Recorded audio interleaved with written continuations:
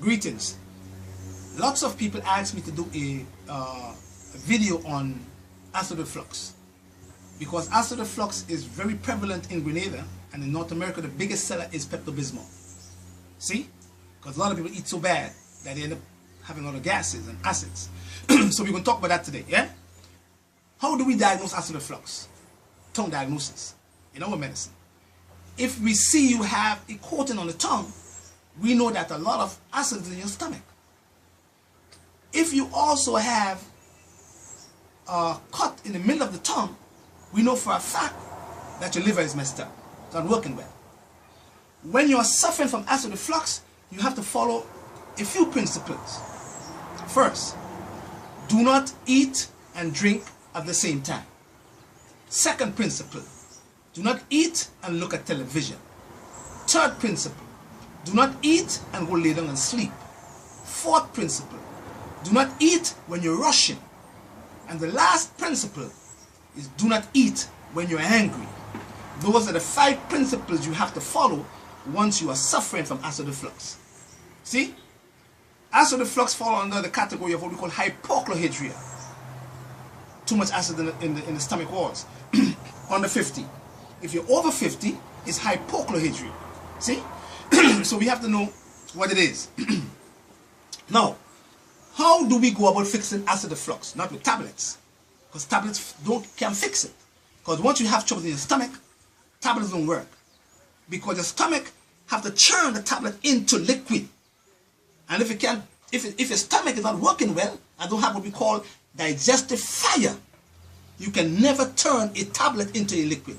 So common sense will tell you that once you have acid reflux, you have to soothe the stomach or the digestive system with herbs, liquids.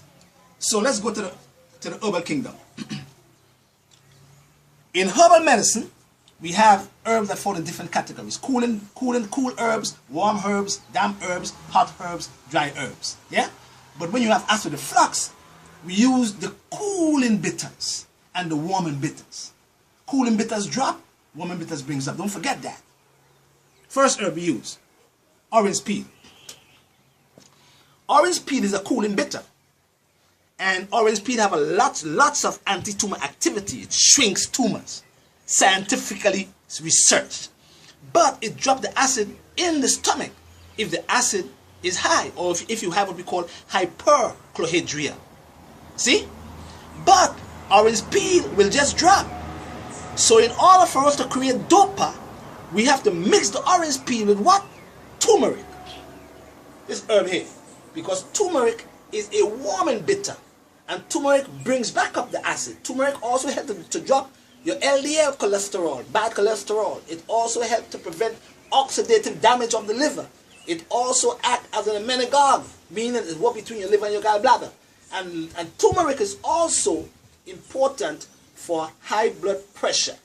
And it prevents oxidative damage to your liver. But it helps to normalize the acid in your stomach once the orange peel drops it to a certain level. We call it dopa. That's the second herb. The third herb. If you have acid reflux and you have an ulcer, because acid do cause ulcers in the stomach because it burns things up, we use a herb called marshmallow, which is a demulcent plant. What does the demulcent plant do? They soothe things. They soothe the walls. They soothe the ulcers in the stomach. See? If they're there. But also help the stomach to work well. If there is an ulcer, or if there is holes in the intestines, or you're suffering from leaky gut because of bad habit of eating your foods, we go to sea moss. Sea moss is so significant. It helps to not only plug the holes in your intestines to prevent the food from leaking out, to fix leaky gut, but it is full of potassium iodine. It is full of minerals and trace elements. But it also keeps the stomach wall soothed because it acts as a demulcent plant because of the mucilus content of this herb. So once you have acid reflux you must use sea moss. You must use marshmallow. You must use orange peel. You must use turmeric. If you have acid reflux and you need to increase your digestive juices, because lots of people eat and drink at the same time and they lose or they wash away the digestive juices, we go to a wonderful herb called what? Look right here. Gentian. Gentian is a digestive bitter, and it is found in a lot of these bitter things things that are found in the market, but it's good for diabetes. But if you have troubles in the stomach and you want to increase your digestive juices, we give you gentian. If you're taking chemotherapy and you lose your appetite, we give you gentian. Because gentian works between the stomach and the pancreas. And your pancreas is part of your digestive system because it produces digestive enzyme. Don't forget that. So if there is a need to increase your digestive juices, we give you gentian there. If you have acid reflux and you have nauseated feeling, we go to what? Ginger. Because ginger prevents nauseated feeling, but too much ginger will give you nauseated feeling. And all meat eaters should put ginger in their meat because ginger detoxifies the ammonia in your meat. But ginger will stop the nauseated feeling if it's there, right? And it's dealing with circulation. If you have acid reflux and you have nervous tension in the stomach because your stomach has nerves now, you use what? We go to the nervines. And the nervines are what? This one right here. It's called horton berries. And the reason why I use horton berries in the mix is because it's a herb for the heart. It helps to strengthen the heart contraction. It also drops your pressure. Also drop the heartbeat if it's high or low. But if there is nervous tension in the stomach, we use horton leaves and flower. See? And if you have the acid coming back up in the esophagus and burning your heart, we call it heartburn, that's where you use your horton berries. You see what I'm saying? It's what we call a formula to help you to fix your acid reflux.